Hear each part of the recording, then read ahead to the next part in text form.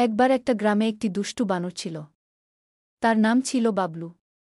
বাবলু খুবই চালাক ছিল, আর গ্রামের সবার মাথাব্যথার কারণ হয়ে উঠেছিল। একদিন বাবলু গ্রামের বাজারে গিয়ে দেখল, একজন লোক ঝুড়ি ভর্তি কলা নিয়ে বসে আছে। বাবলু ভাবল, আজকের লাঞ্চ তো সেট। সে চুপিসারে গিয়ে এক হাতে কলা চুরি করতে গেল। কিন্তু যখন সে কলা নিয়ে পালাতে গেল, তার হাত ঝুড়ির মধ্যে আটকে গেল। বাবলু অনেক চেষ্টা করল হাত বের করার, কিন্তু কিছুতেই পারল না। লোকটা তখন বাবলুকে দেখে ফেলল। সে হেসে বলল, আরে, এটা তো আমার পুরানো ফাঁদ। তুমি তো নিজেই আটকে গেলে। বাবলু বেশ লজ্জা পেল, আর সে বুঝতে পারল যে লোভের কারণে নিজেই ফাঁদে পড়েছে। অবশেষে লোকটা বাবলুকে মুক্ত করে দিল, কিন্তু শর্ত দিল যে সে আর কখনো এমন করবে না। বাবলু প্রতিজ্ঞা করল যে সে আর কখনো এমন লোভ করবে না, কিন্তু গ্রামবাসী জানত বাবলু তার দুষ্টামি ছাড়বে না।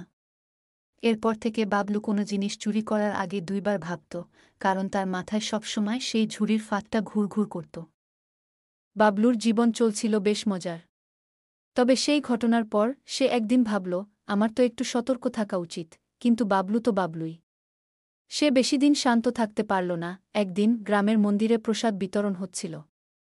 বাবলু ভাবল, এবার একটু প্রসাদ খেয়ে দেখি। সে চুপি চুপি মন্দিরের পেছন দিয়ে ঢুকে পড়ল।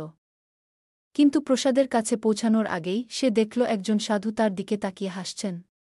সাধু মৃদু স্বরে বললেন, বাবলু, তুমি কি এবারও ধরা খাবে? বাবলু একটু ভয় পেল, কিন্তু সে ভাবল, এই সাধু তো আর আমাকে ধরতে পারবে না। বাবলু দৌড় দিয়ে প্রসাদের দিকে ঝাঁপ দিল। কিন্তু হঠাৎই তার পা পিছলে গেল, আর সে সোজা গিয়ে পড়ল একটা মাটির হাঁড়ির মধ্যে। হাঁড়ির ঢাকনা লেগে যায়, আর বাবলু হয়ে গেল বন্দী। গ্রামের লোকজন এসে হাঁড়ির মধ্যে থেকে বাবলুর কান্নার আওয়াজ শুনতে পেল। সবাই হেসে হেসে বাবলুকে মুক্ত করল, কিন্তু এবার তারা তাকে একদমই ভয় দেখাল না। তারা জানত বাবলু এমনিই ভয় পেয়ে গেছে। এই ঘটনার পর বাবলু আবারও প্রতিজ্ঞা করল যে সে আর কখনো এমন দুষ্টামি করবে না। তবে গ্রামের লোকজন এবার তাকে একটা নতুন নাম দিল, হারি বাবলু। তাদের হাসির মধ্যেই বাবলু বুঝতে পারল, এবার তাকে সত্যিই কিছুদিন ভালো ছেলেটি হতে হবে, নয়তো সে গ্রামে আর হাসির পাত্র হয়ে থাকবে।